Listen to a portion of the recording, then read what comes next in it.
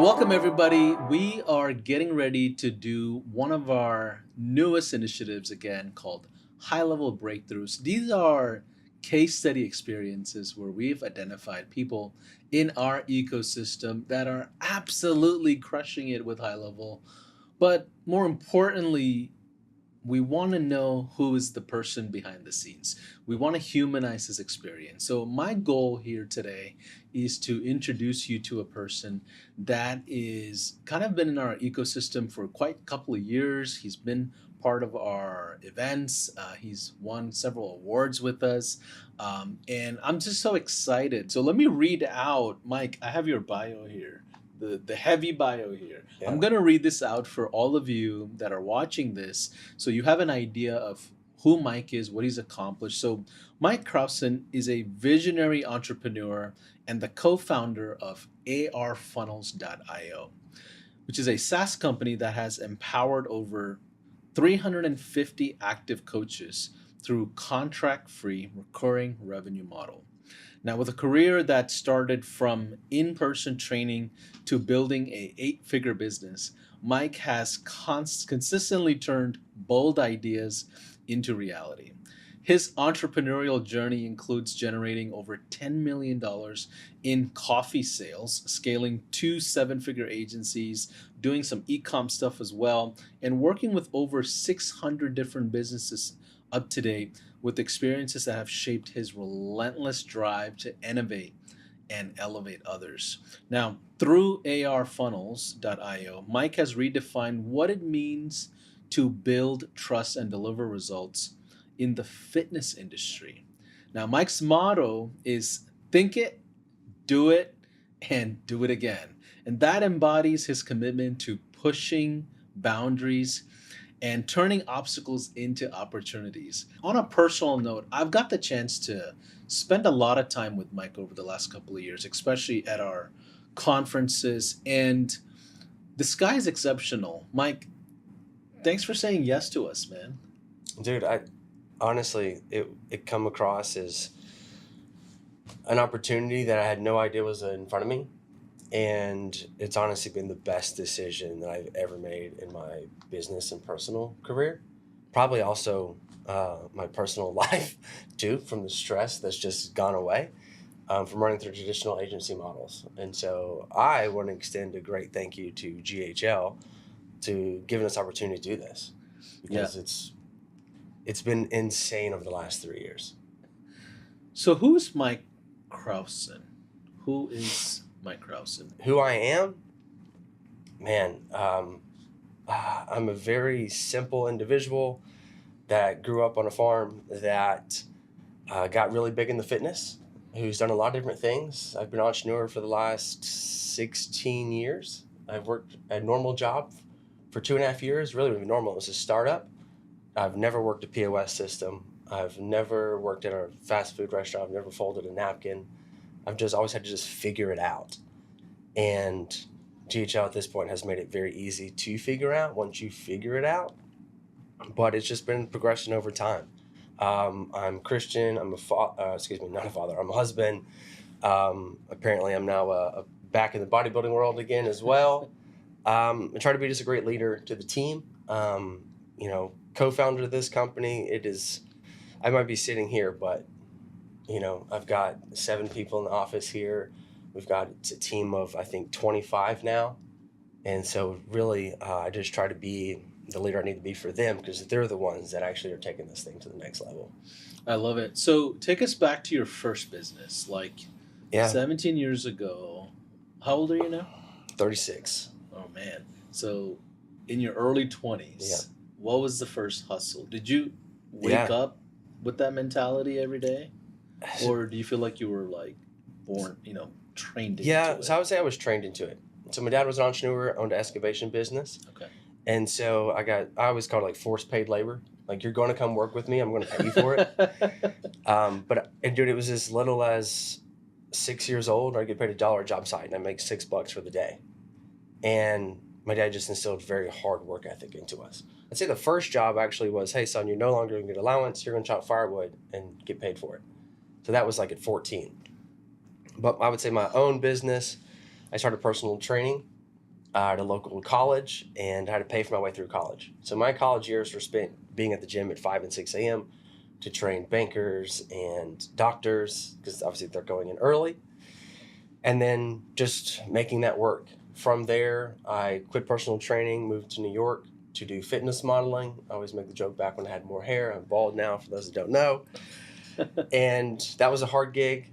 I did a catering company for like 6 months, then got a job at a supplement company for 2.5 years, decided to quit that, go back onto my own.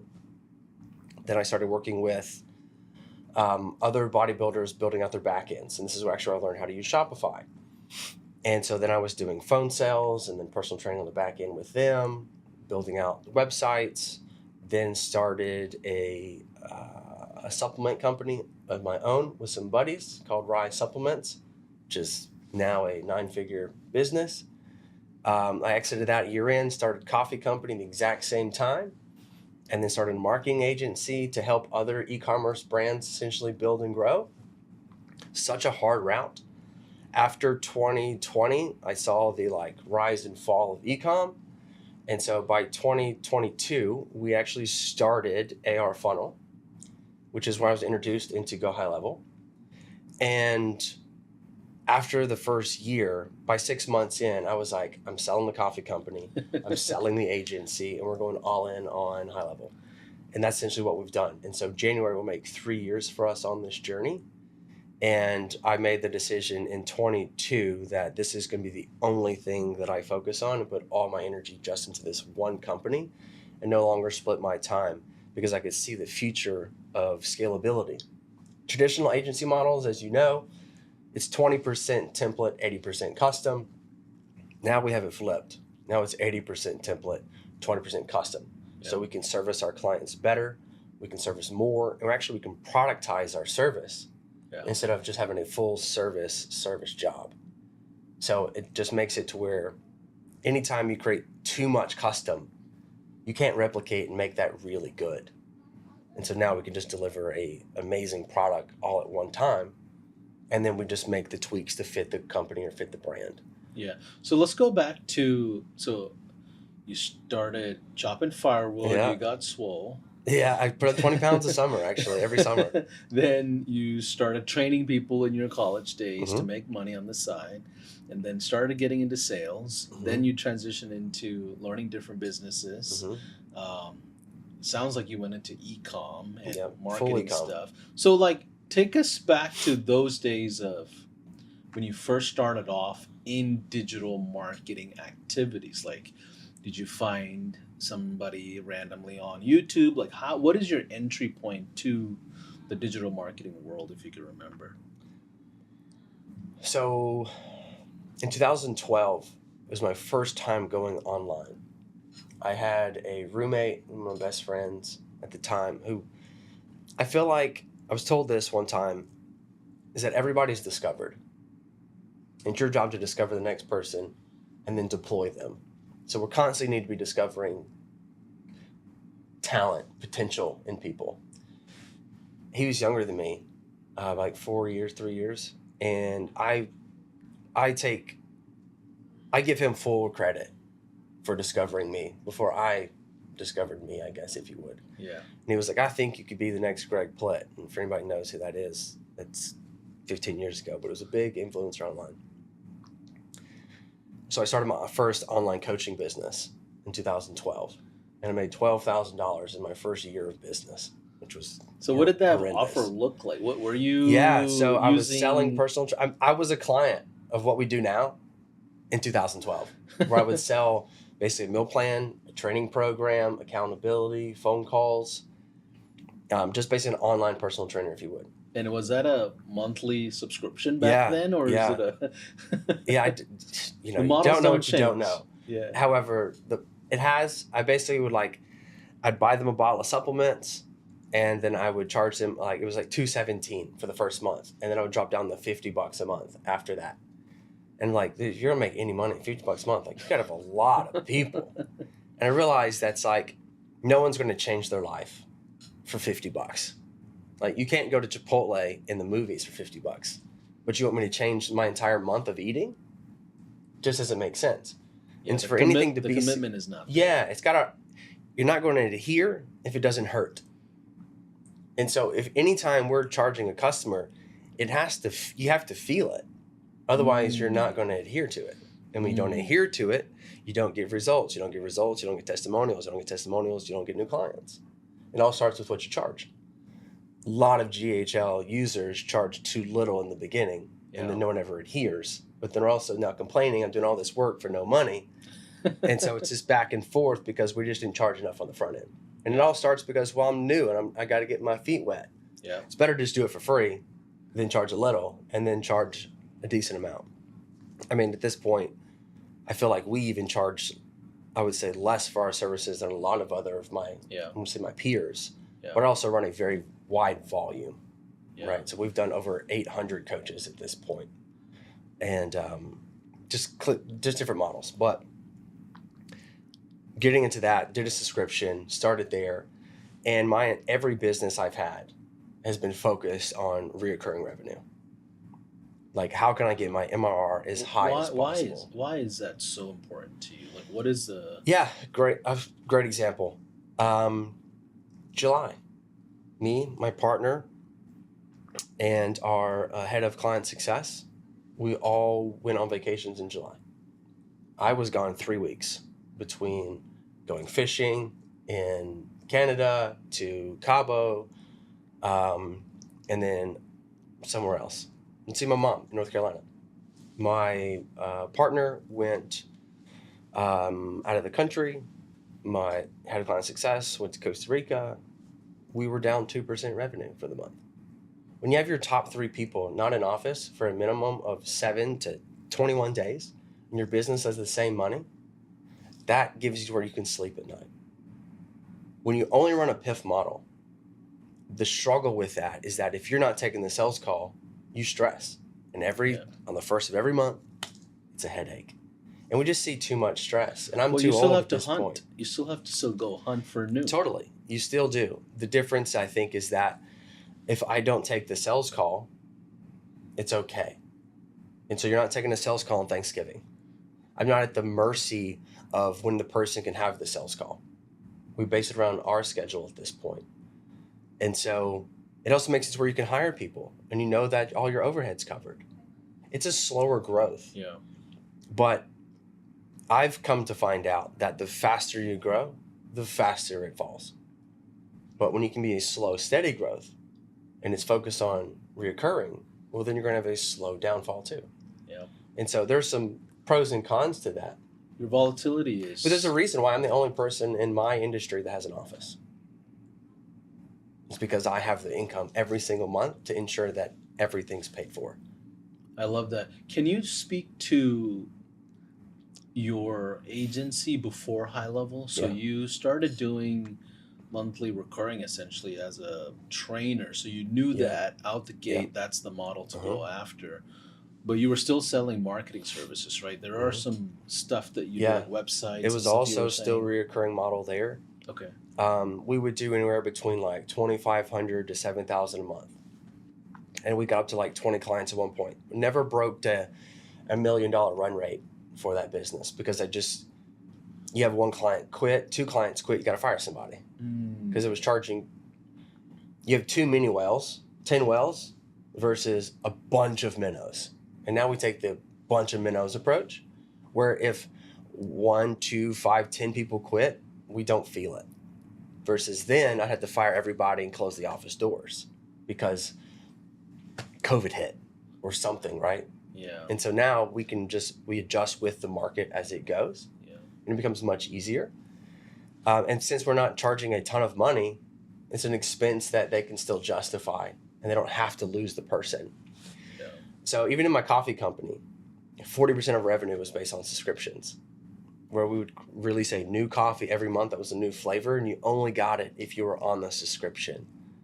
So we wanted to just ensure that bills were being paid, inventory was being covered, and just consistent money month over month. With the PIF model, it makes it to where... PIF meaning like paid in full one time. Yeah, like you're going to charge 6 months up front, and then everything's included, and there's no reoccurring attached. Yeah. It makes it to where I'm going to build out your full website, do all these things. And you have like really high LTV, but typically your CAC is also very high as well. Yeah. Like your cost to acquire a customer, because you're charging such a higher ticket. Yeah. And so now what we take the approach is, I'm going to get you in the door, and then I'm going to upsell you all other things needed.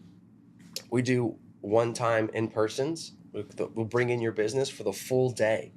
We walk you through, what does a $25,000 a month, $50,000, $100,000, $200,000 a month business look like, and what you need to do in a full 6 to 8 hour day. And that's a nice upsell that actually is equivalent to what it would cost to be a year with our high level. Or you want to work with us in a one-to-one setting. We don't advertise on the front end that we're business mentors or consultants. We focus on funnels first, coaching second, because not everybody wants a mentor or a coach. Actually, most people have a mentor or coach. So we just need to build out a really great system. So we're funnel first, and we're the best in the industry for fitness coaches, because that's our number one thing. So we focus on building out funnels. And now, because we've done so many, just through volume, I can say that we're the best. And we didn't start that way, right? I was like, hey, we're just new trying this. Funny enough, the first service-based business, or helping service-based businesses going through High Level, is the first time I ever helped a service-based business. I had only ever helped really e-com businesses. So it was a really big shift for us too, because now it's all based on communication versus in e-commerce, just based off of emails, digital, and then text message blasts. And so now we've had to regroup, like, how do we communicate with people? Yeah. In e-commerce style, you're just studying the numbers. Yeah. Right? You're making decisions based off data. Yeah. Now we're doing it based off of conversation and responses. Yeah. You were saying earlier that it was really hard to break through the $1 million run rate with your traditional agency. Mm-hmm. So do you think the marketing agency model is dead? Like, do you think it's really hard? Like, is it laborious? What is it? It's very laborious. Yeah. The biggest problem I find now, that looking back, and then all the businesses that we do, like the in-persons or the consulting, because I do a lot of business consulting as well for my peers, to where it's like, it's funny enough, I actually do more consulting now with agency owners and GHL owners than I do with our clients. Is I find that we're trying to do too many things. Mm-hmm. My biggest mistake was, we're going to make your labels, your websites, your email design, send the emails, the text message blast, so the website design, like everything, which means you never fire me, because I'm your designer, your media buyer, your website developer, your marketer, your CMO. Your friend. So you're here forever. Like, I had clients pay us up to $250,000 over a 3-year period. However, that's a whale. And so it's like, when they moved, it hurt. And it just makes it to where you have to have so many amazing, very high talented, skilled players, because that account manager has to understand website, marketing, design, copy, like so many things. Now it's like, I can just hire somebody who's a great GHL expert. I can hire somebody that's just a great salesperson, somebody that is a great marketer, because it's really hard to find somebody that is very well versed and they don't have their own thing. Yeah. Right? I can't hire another me. Yeah. It's too difficult. Well, they're not going to work out like you anyway. Yeah. There's going to be too many moving pieces, and then usually the pay required doesn't make sense either. Yeah. Let me ask you this. What was your life like as an agency owner when you were trying to break through the $1 million run rate, like the traditional way? Like, can you help us understand what your day look like, your nights look like? What did that phase of life feel like? I carried my laptop everywhere I went. When I mean everywhere, I would not go to the gym without it being in the car. I come home, laptop gets opened up, and I sit on the couch just waiting on somebody to respond, or I need to make this adjustment, or I got to do this, or I got to do that. Because usually, as the agency owner, you're the most skilled person in the business. And then whenever something difficult has to happen, you have to step in and take over because you're trying to service these clients at a high level. And so I'm trying to do all the little things that I feel like I'm just the best at doing because I couldn't afford to hire somebody that was equally as skilled in a certain area. Yeah. And so I was having to do primarily everything. I had a really great designer and web guy, but everything else was like on me to some degree. And I would have an account manager that would help do things. But at the same time, you can't just ask your teammates. I don't call them employees. I call my team. So I can't ask my team to get on the computer and make an adjustment at 9 p.m. because something doesn't work. It's not a fair ask. So I would have to get on and do it, right? And so it just made it to where it's like I ran at such a high worry and stress rate that vacation, it came with me. The gym, it came with me. Dinners, my laptop would come with me. And it was just the most stressful time ever. Yeah. I remember back when I had my agency as well, I remember going to dinners with families and friends, and I was finding myself unattached to my own family and friends. I'm like, Yeah. I'm thinking about the campaigns that are live in the Yeah. middle of Christmas versus being in Christmas. That's another thing too, is when you're running a full service agency, Yeah. every holiday are your busiest days. Yeah. Now, it's your job to do your own marketing. I'm just providing the tools for you to do it. It's because I'm not an agency. I'm like, no. I'm not an admin in your business. Let's be very clear. I'm building it out. And if you need help, customer support.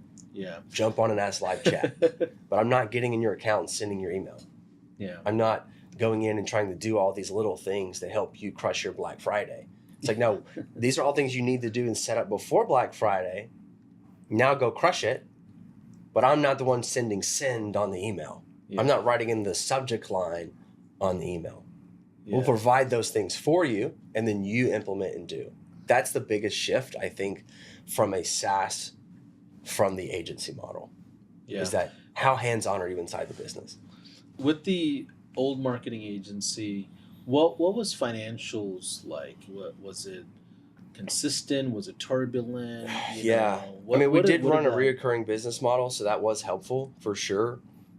But I would say we would bounce between 20 and 30% month to month from a profit standpoint. Yeah. So what was your top line like? In the 2.5 years that I did that agency, we did like 2.5 million. Actually, it'd been 3 years, I guess, because we never hit $1 million a year. So some months we would do like 50,000, and the biggest month I think we did like 74. Plus I had the coffee company. I'm also trying to run at the exact same time. So the coffee company found more success from a top line revenue. I try to describe to people is that typically what you have when you run a service-based business is going to be your cash cow. And then typically your product-based business is your equity play. And so in e-commerce, if you make 20%, you're like crushing it. Like you're killing the game at 20%, which means that you do $1 million, you make 200,000 on a good year. Sounds crazy. Yeah. It's just, you scratch your head and go, man, that's not a lot of money. And then you have all this inventory that you got to put all that money back into anyway. Yeah. Then you got to still split it all with your partners and, people that are involved. You got to take So care it's of just your like, people. it's a climb. And then the more success you have, actually, the more money I put in it. I need a bigger warehouse. I need more employees. I need to buy more product. I need to do different launches.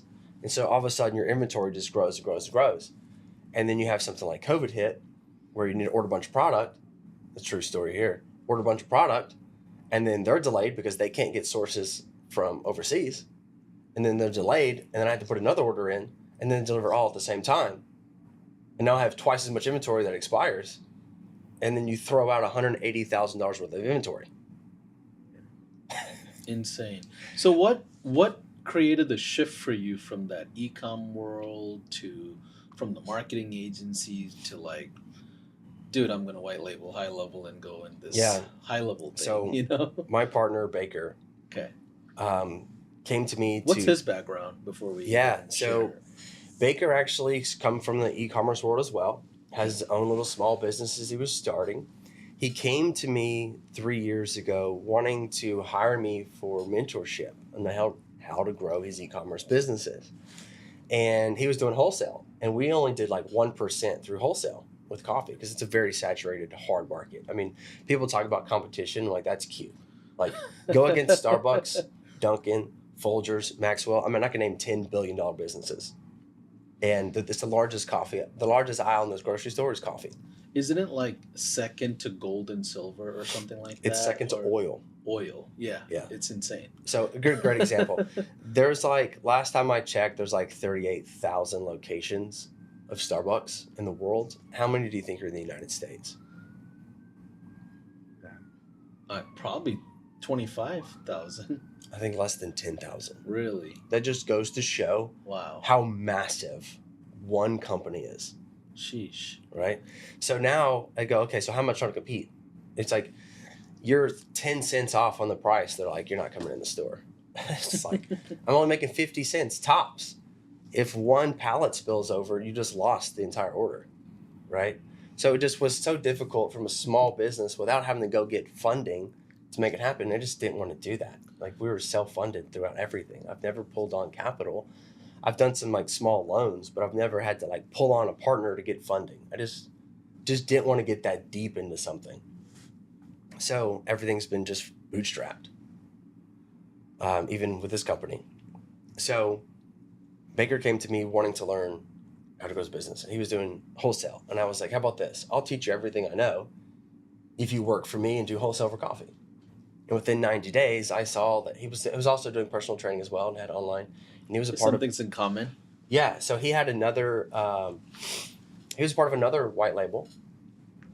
And I come across his desk one day and I was like, what's White label, that? HighLevel or something else? Yeah. Okay. Somebody else's agency that does what we do now. Wow. And I was like, what's this?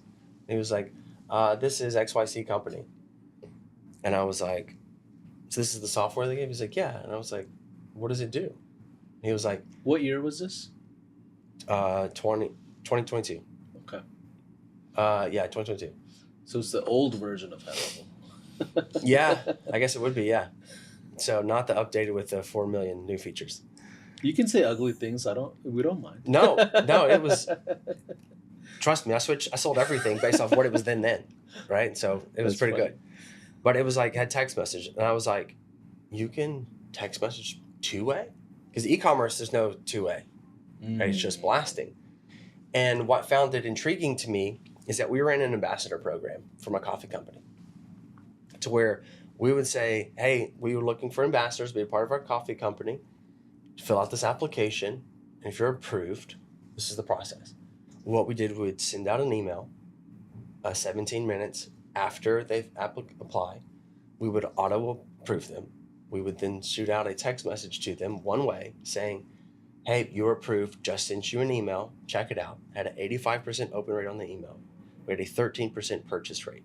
Wow. And I was like, if I could two-way text those people, it'd just be a 25-30% conversion rate because they could ask questions. We could conversate back and forth. I could call you if I wanted to, right? Of course, I'm trying to sell $35 worth of 2 bags of coffee, right? But still there's concept. a humanized experience. Yes, that no one else was doing. And I'll get to actually how we did that from e-commerce that I think a lot of people would actually like because I've seen no one do it and I think it's amazing. Don't let me forget that. So we'd send that was our funnel. And then I saw that he could do a text message. And I was like, so what are you doing with it? He was like, well, I'm managing my clients. And I was like, you just have an application that you're using through a form. And then you're just managing as a CRM with clients you already have. And I was like, it has a calendar system? And he's like, yeah. And he showed me all these things. And I was like, dude, this is incredible. I go, but you're using it all wrong. And he was like, what are you talking about? You don't know what you're talking about. I'm like, I mean, I know marketing, and I know that the opt-in rate on a website is 35% to get name, number, and email, but I only know the conversion rate's 3% on every successful 7-8-figure business. That's even with opting in. I was like, you're focusing on just the 3% when you're not focusing on getting the 35. And I was like, if you focus differently, instead of managing clients, but focus on trying to get leads, you would have way more success. So he showed me more and more, and we spent the next 2 hours just like going through it. Wow. And he was like, I think we could actually set this up for other people. And I was like, man, I don't know. Like, this is a whole new world for me. Like, I don't do this. And I was like, were you a tech person at all, like before that? With your I'm gonna marketing use agency? tech lightly. Okay. So you ever heard of the StrengthFinder 2.0? Mm-mm. So it's a test that I won't hire you unless you interview and take this test. Oh, you're talking about StrengthFinder. StrengthFinder. Oh, yeah. Yes. It's like a personality. Yeah. From a yeah. work-related standpoint. I literally thought about lifting weights when you said StrengthFinder. I'm like, I'm not in your world, Mike. Yeah. So, my top 5 are futuristic, competition, significance, which is being a part of something greater, strategy, and achiever. I'm going to have to check that out. Every business owner should take StrengthFinder 2.0. The reason it's so great is because it understands what you're good at and what you're not good at. Mm-hmm. And you don't double down and improve what you're not good at. You lean into what you are good at. Yeah. Relationship categories, probably why I got divorced, is that 72% of my relationship qualities are in the bottom 25% of my weaknesses. I'm just not great naturally at relationships. So I have to be cognizant of that. Like, I need to ask you, hey man, did you get a haircut? It looks really good. How's the wife and the dog? Did you have a good weekend? That's not natural for me. I'll send a text and be like, hey, can you send this over? I just need something. I'm just being direct. But sometimes direct is not friendly. Yeah. Right? Written perception of communication is different than it's huge. voice. And the number one thing that all relationships lack is communication. And so now my team, I need to be cognizant of who I'm talking to. And if they have very high relator categories or relationship categories, I need to go out of my way to speak the way that they need to be spoken to. At the same time, they can have some grace for my bluntness. It's like, hey, Mike's not an a-hole. He's just like that, right? And so it allows us to communicate better, which is why it's so important. Because if somebody's going to work for me, I need to know that they're organized because I'm not the most organized person. So if you're a direct underneath me, organization has to be high. I don't need ideas. I got too many. I need you to be these things. So you can be a great person, just be in the wrong position. So for myself, from a tech perspective, futuristic, I've said it like this. If you give me a spark, I can create a wildfire.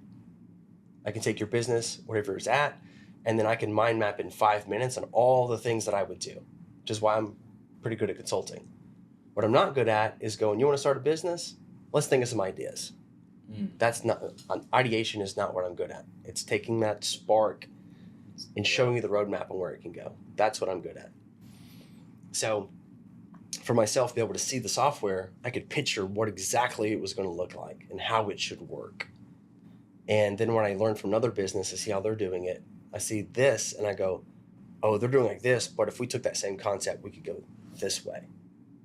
And so it's just be able to move very fast. And so Baker realized and saw that, and from an organization standpoint, and he's number one as achiever. So I say it, he creates it. The execution. Yes. And so we have this very good yin and yang of, I'm the guy with the ideas. He's the one that helped implement them, keep it organized. Yeah. So CEO and CEO. Yeah. So it's a really nice concept. Sometimes we'll butt heads because like, I got all these ideas. And he's like, let's put those in a box, right? And so, but understanding communications from the StrengthFinder, he's not trying to put out my flame. He's trying to keep it organized so I don't burn down the company. Right. Right. So it's just good to know those things with your teammates. And truthfully, like, we didn't have that in the beginning. Like, StrengthFinder is something that's relatively new to me in the last 18 months. Yeah. And it's really helped us grow as a team and as a whole. Yeah. But he came to me wanting to learn more. I saw the system. I said, this is great. We can definitely do something with this. And we've had a lot of reiterations on how it's gone. But it's every month we're like getting better and better and better from a team perspective, how we operate. Because you're not just going to fall into $1 million a month. Yeah. What was your beginning stages like? What was the first month of taking HighLevel and you're like, you know what? I think we're going to build a business off of this. What did that first month look like? from a revenue standpoint, Yeah, from a sales standpoint? sure. So funny enough, what we actually did is we started a business group without high level attached to it. And I joined a mentorship group. It was a group I was paying $300 a month for. Like And locally, online? no, Like, online. okay. Online. And I paid like $297 a month for it. Went to some events, got clients from it for the agency. It was wildly successful for me to join this group. And I was like, I'm gonna create my own group, and I'm gonna get deeper in the weeds with marketing. And so we said, this is Build Your Legacy. It is a business group.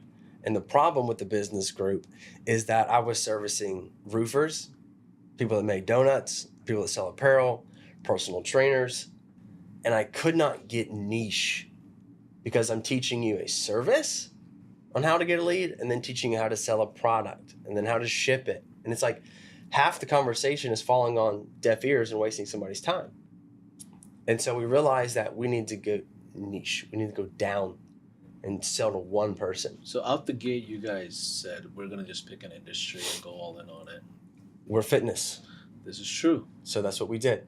And in the e-commerce agency, all we worked with were fitness-based businesses. Yeah. Because they're like, you didn't have to describe to me what a protein was or a macro or how clothes were supposed to fit or good angles for taking photography for girls or whatever, right?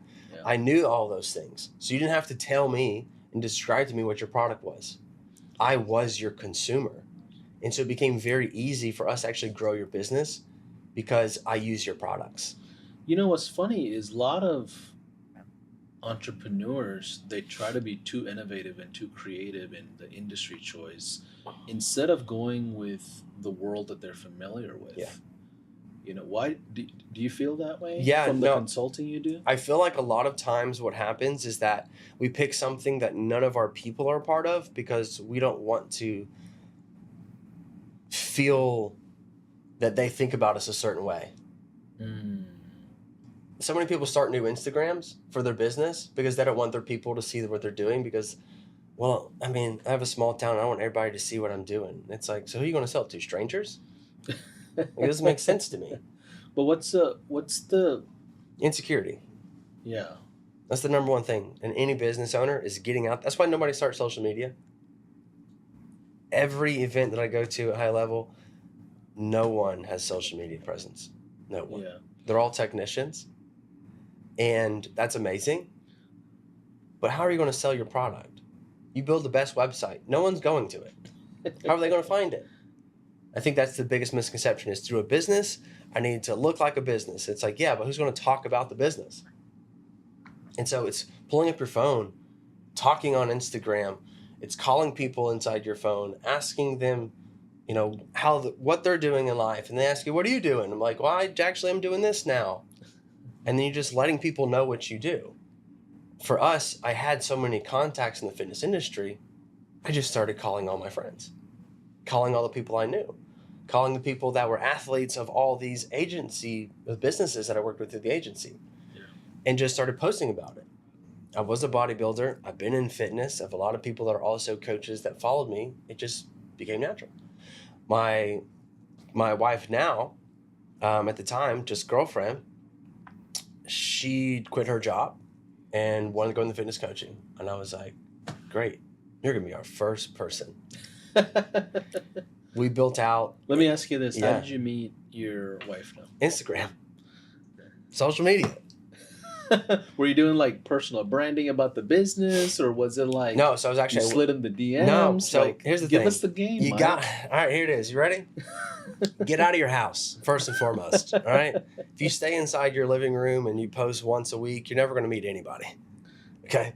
But so what I did was my coffee company. I go to events, and I went to an event, and a buddy of mine let me stay at his house in OKC, and one of the other company vendors also came over and hung out. So we got to meet, and then my buddy took a selfie, posted me, the other guy, the vendor, and himself, and then he shared it, the other vendor. Well, she worked at the company of the other vendor.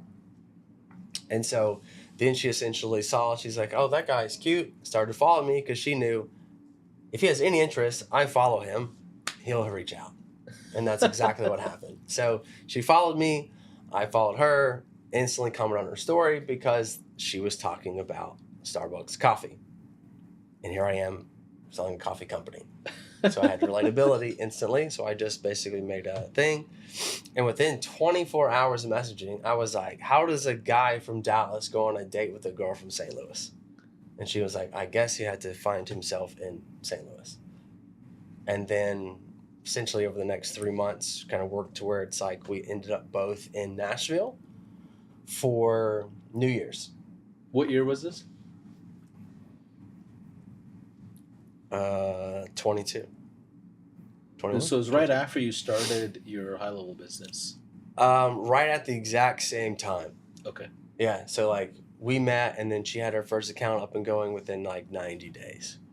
What are y'all's evenings like at home? Do you talk business at all? That's a great question too. How much Yeah. business do you involve in marriage? Yeah, so you give me an open room, I'll probably talk about business.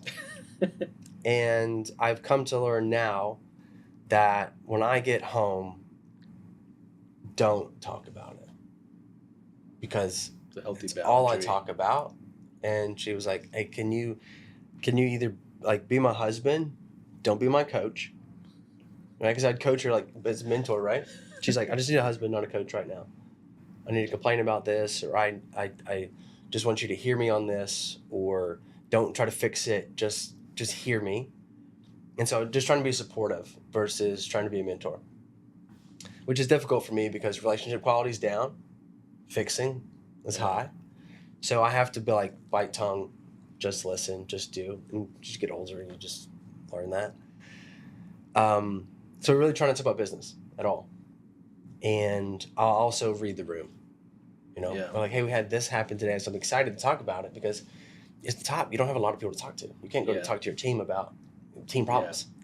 Yeah. My wife and I, we have a sacred 20 minutes in our day together where we walk our dog, and that's the only time we're allowed to talk about business. So really, you have a 20-minute window. That's cool. You tell me everything you got to tell me about your world, and she's in the medical space, so she'll tell me about her patients and stuff like that, and I tell her about stuff that's happening in high level. But outside of that, we keep the boundary there. Yeah. And everyone has these little nuances. Yeah, you create your own rules for your house. Yeah, exactly. I'll catch myself sometimes getting too deep in it though, and I can just see her just be like, I'm like, okay, shut it down. Like, I really want to talk about it. At the same time too, I've had conversations with her where it's like, hey, you're the only person I can talk to, and I need that from you to share these wins, or I have to find somebody to share the wins with. Yeah. And I want to only share them with you as my partner. Yeah. And so even though right now might not be the right time, let me know when a time that I can release this excitement or new things that we have coming to you so that we can have that. But like, even in my events, she did so many events at her previous job. She's not involved in them. Like, she see me speak one time on stage, not the later of the day. It's my thing. And we really try to separate to where, like, this is my thing. If you want to be a part of it, cool. But it's not like, I'm not forcing you to come support me at my job. Right. Vice versa. Yeah. Right? I'm here to support her as much as she wants it. And then she's here to support me as much as she wants it. But the expectation of support is no longer a thing, because honestly, you support me because I'm gone 14 hours a day. So when I come home, I just want you to be home. Yeah. And that's where it's gotten to, which is nice too, because it allows me to just decompress. Yeah. I love that. So the first couple of months, it sounds like some great things happened in your life when you launched a high-level account. We went from $0 in high level to, in 4 months, 60,000 reoccurring. What did that feel like? You know, because now you're like long days. Yeah. Because it was me and Baker. Yeah. So when did you? I sold it. He onboarded them. Insane. 12-hour days. So $60,000 a month equated to how many customers? Like, what did y'all sell? At the first, what was your offer? Our first offer and launch was $9.99 a month. That's Don't pay for text. That was the monthly cost. It was $1,000 a month. No setup fee. No setup trial. fee. It's just straight sold you on the subscription. phone. $1,000, $9.99, and then it was $1,000 every 30 days. No text message cost, no SaaS account. We would just manually onboard you. This before we even knew that you could set up a SaaS account. We would automatically start. We manually are making the account, right? And we didn't charge text message. We just ate it all. Yeah. And then we got to points where it was like we were doing these group calls and educations and things like that too. And people was like, well, I don't want any group. And so then we had it to where, okay, let's change the offer a little bit. Our core offer now, and still to this day, we've had some iterations along the way, but we've come back to our core offer is a $1,000 day one, 30 days, $497, no contracts, no term links. We do coaching group style for free, and we have our customer support. So I'm like, well, if I don't want the group coaching, like, well, it's free, it doesn't matter. Got it. So what we got to be really clear is that whenever you're selling your software, your SaaS, everything else, in my mind, is a free service. Because when you start to say, this is how much the software costs, this is how much the group costs, I'm like, well, I don't want that. And all of a sudden now you're still servicing people for the software and support when they need the group calls anyway to help them actually do the thing and get the support. And they're like, well, if that's $300, can I just pay $200 for the software? Just like, it's not what we wanted. So now it's like $497 is it. Everything else is free that we give you as a bonus. How did you decide on that number? Because when I think of subscriptions, I'm going to play devil's advocate here. The other day, I saw some car manufacturers doing subscriptions for heated seats in a car. And I'm like, this is crazy. Like, they're charging $12 a month for heated seats. Makes it where you have no choice to get it, though. Because they're like, you're going to get the heated seats, so you know you have to pay for it. Right. So when I think of subscriptions, I think of these micro subscriptions sometimes, right? How did you land on $1,000 a month? I mean, that's... Because that's what he was paying his previous mentor. So you just went with that? Yeah. Crazy. Yep. And then we realized that people couldn't afford $1,000 a month if you weren't doing very well in the business. We also realized that we were doing 2 calls a month. Also, we were including in that from a coaching perspective. It's like, we can't fulfill that. And then I have to hire more talent. Wait. Why are we turning into an agency? Ooh. Switch the model to something that's scalable. So we remove the calls. If you want calls, it's now this much money. Yes, it's all or nothing, essentially. That's how it was. And now we go software. If you want one-on-one calls from a business mentor or a coach, consultant, whatever label you want, fancy thing you want to put on it, it's X amount. So you go high ticket with the coaching, essentially, or if they choose to do so. So it's mid-ticket. I'd say mid-ticket. I think $497 is a mid-ticket offer. Yeah. So that's what 80% of our people do. And then 20% will go to a higher, work with the team one-on-one, or even higher to work with me and Baker in a one-on-one. So what does that look like? How much you charge for your like full-on coaching? Yeah. 2 calls a month with me for 90 days is $12,500. $12,500. But that attracts a certain type of avatar, right? It does. What we're actually doing is we don't even really pitch that on the front end. Right. It's just would be something that we would pick and choose on the back end if it made sense. Got it. And so basically doing the 12.5, and obviously like we didn't start there, right? It went from 1,500 to 3,000, and then it was like now it's just 90 days. If you can't afford it, then you probably shouldn't be working with me anyway. You can either work with a team member, or you need to just focus on building the business through the funnel. Yeah. So when did the business break at first? Like I assume so you business, and Baker got to a point that you're like, all right, buddy, we're hitting a brick wall. We're capping. Yeah. So business is nothing more than 3 numbers. How many people are you bringing in? What are you charging? And how fast are they leaving? So basically it's your sign-up rate, your average cart order, and then your churn rate. We got stuck. It's around 70,000 a month, and it was based off of churn because we were focused on we're just growing. The fulfillment was hard, and the product wasn't as great because everything was still so custom building out in HighLevel. Now we have it to where we onboard somebody in 16 days on average. 3 calls, 16 days, fully onboarded, telephone number, everything. Take 3 years to get there, right? Overnight success. Exactly. It's really easy to make $1 million. It takes 10 years to become the guy required to make $1 million. Yeah. So that's why you pay for mentors, is to shorten the 10-year gap. But for us, that number was churn. We had to fix the churn. I remember in the beginning in 23, going into 24, our churn rate was like 24%.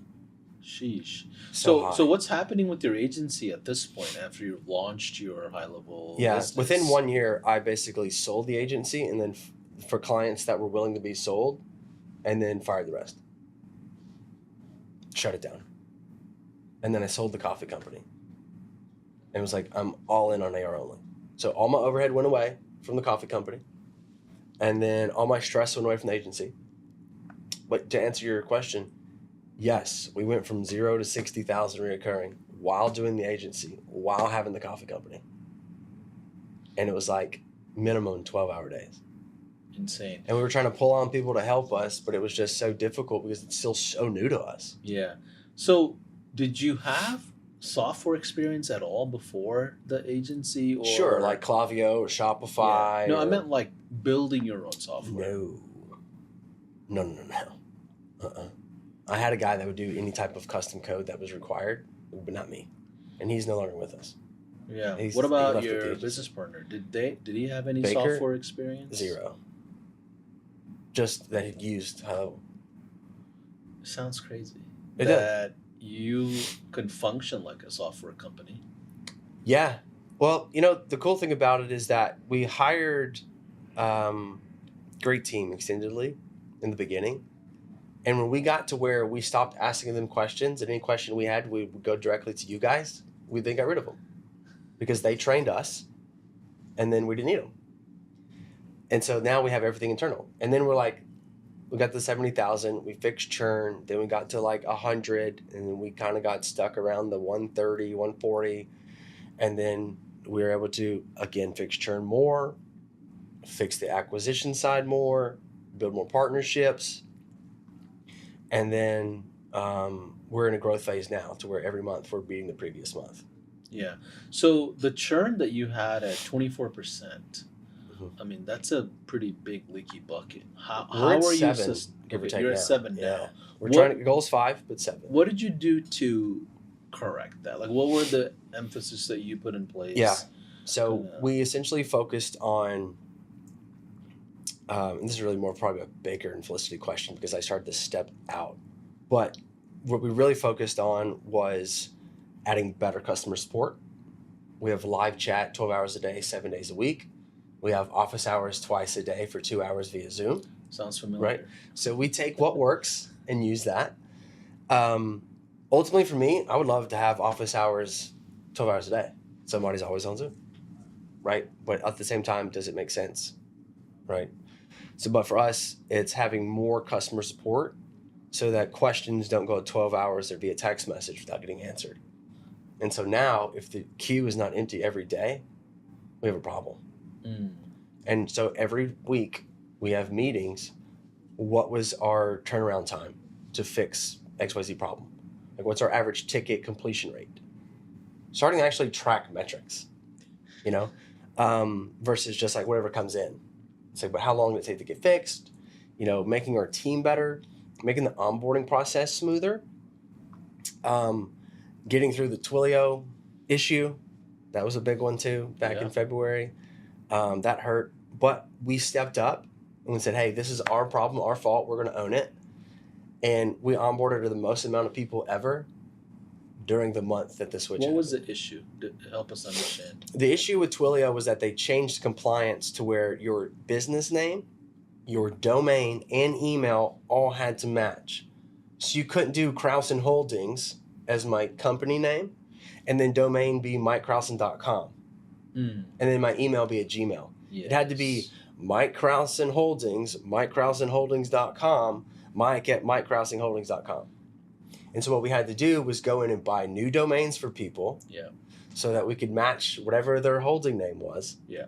And then create an email for it so that everything could be A2P compliant. Got it. And so that issue caused a lot of pain because we didn't know it until 2.5 weeks after all the telephone numbers are failing. And so we actually had to credit over those 6 weeks $40,000 to our clients. Because you're covering your own costs as well, We right? weren't, but we have a recurring subscription and you're not active. So I was like, you haven't got approved. That's on us. Ownership. O in coach means ownership. This is our mission statement. We're going to cover that cost. We're going to do right by you.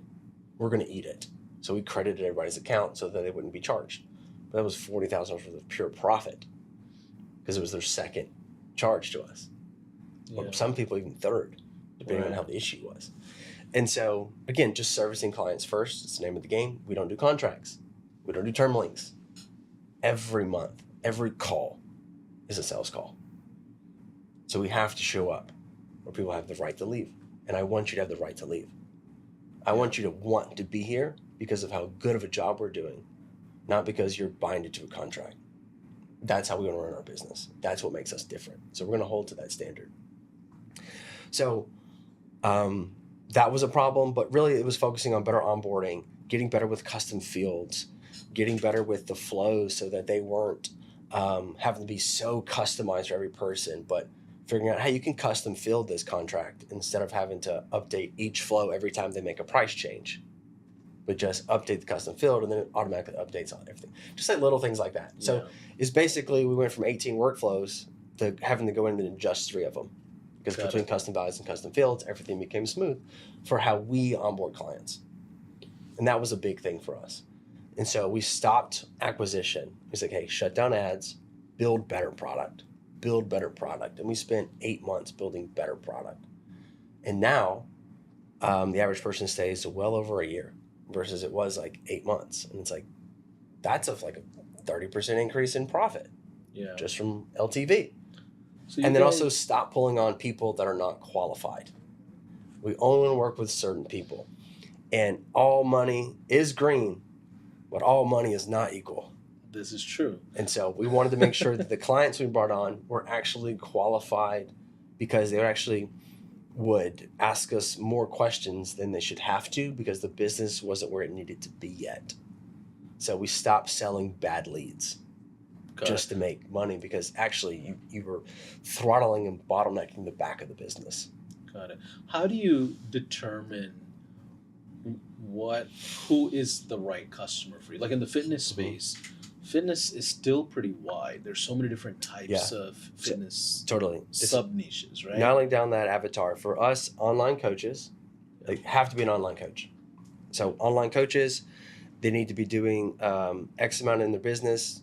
Realistically, you need to be doing 5,000 plus, which means you already have you might not have a system, you probably don't, but you know how to collect payment, you're kind of like doing the thing. And then we also will check your temperature on the sales call. We had a guy come in with 1 million followers. This is 2 different times. And they come in with 1 million followers because like, hey, I see you crushing all these coaches. They're like, so what are you going to do for me? I'm like, the same thing I'm going to do for everybody else. Well, I've got this. I'm like, I don't care.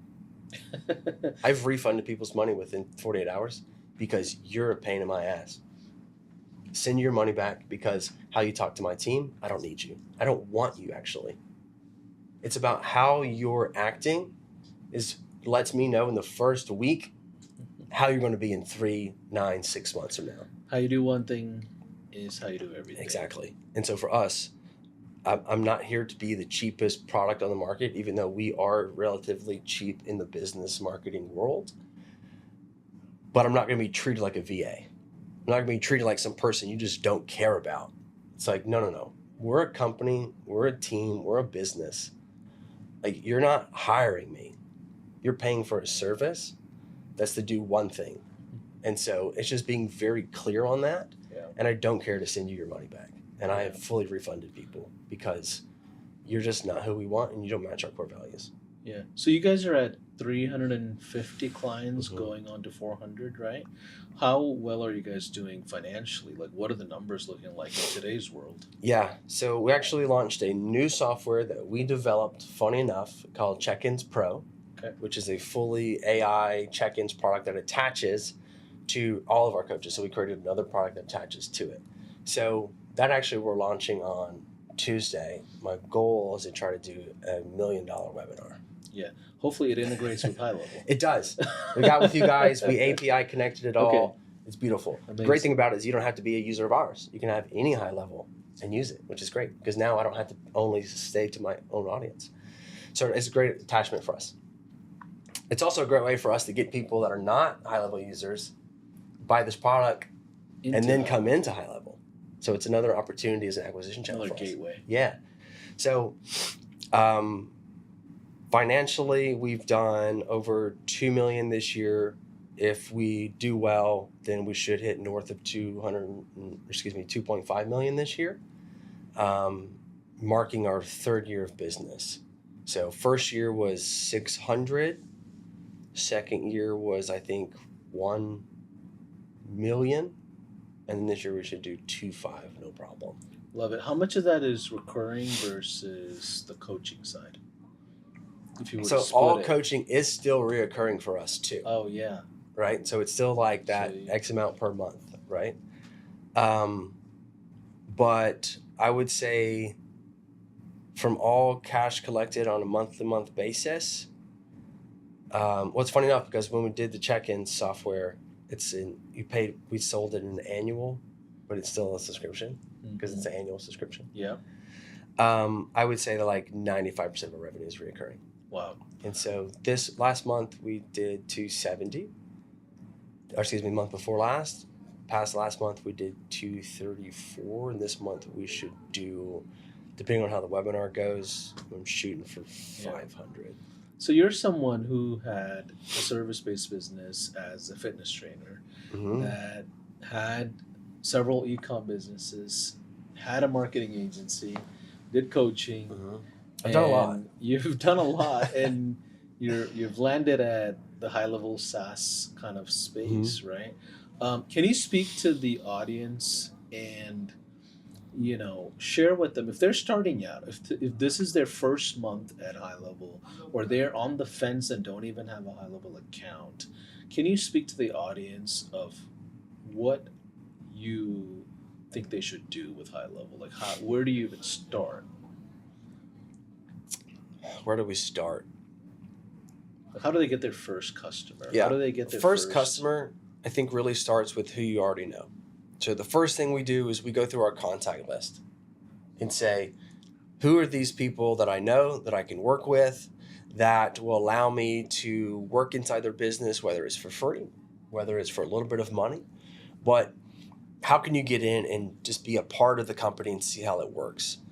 Another suggestion I would have is if you're still really new, find somebody that owns an agency that you can just help and learn for free. Like, how amazing would it be to be able to go in and learn from another person that you work for free for 90 days to learn, and either A, you become on and work with them inside their company because you get to do what you want, or you then take that knowledge and then you go and apply it to your own businesses. There's so many different ways that you can get creative, but starting with people you know, and then post on social media. So many people lack and are afraid to post on social media that my business would not be a thing without social media. We spend currently $8,000 to $10,000 a month on ads, which is like pennies in comparison to most of other companies. But most of our revenue comes from outreach. For my Instagram account, we reach out to 100 plus people a day, commenting on stories, liking posts. Every new follower, send a message saying, thank you so much for following. Are you here? My opening message is, are you here from content? Or are you here because you want to set up an automated funnel inside your business? Like, instantly just asking. I think too many people are just afraid to actually ask. And the number one way to build your business is just ask. Ask for them to pay you, ask for more money, ask to essentially do whatever it is. But I think just being afraid to ask, and you start with people that you know. Don't go to strangers first. I think that's the biggest mistake because you're going to get the most no's. So who in your family owns a business that you can go set up a CRM for? I mean, it's really that easy because they're gonna let you help them, and then just go to their friends, and then referrals just start to pick up from there. I love that. So as we kind of close out, Mike, I always like to ask this question: Who is the next version of Mike Crowson? Mm, Who is that person? yeah, What are we gonna see next year from you? from me. Well, I think the biggest thing for me is just continue to follow my footsteps with Christ. I think just to be continue a better leader. I want to be known as a really great CEO. You're going to see a lot of content from me. My objective in 2026 is to film 4 hours of content a day. Whoever puts the most content on the internet wins. That's Alex Ramosi. Took it straight from him. Just investing into the team. Our goal in January of 27 is to do $1 million a month, which is 4xing where our current business is. And I think just continuing to show up and grow from a personal standpoint, because I find the more that I grow personally, the business follows. I love it. For those of you that are watching, I'm just so appreciative of your time. It's so valuable. You spend the last hour, 20 minutes or longer even looking at what we're doing with these case studies. I hope you get a chance to come to one of our events, maybe a Mm. conference, a mastermind, and shake hands with Mike. He gets on a lot of our stages, teaches a lot of entrepreneurs in our ecosystem. But the intentionality behind these case studies is to reach you that are watching. We want to get to know you. We want to know that you are part of a family of entrepreneurs here at High Level, and our goal is to bring the humanity of the business that we all serve. But hope it helped you. Wish you nothing but the best. Hope to see you on the next episode. Bye for now.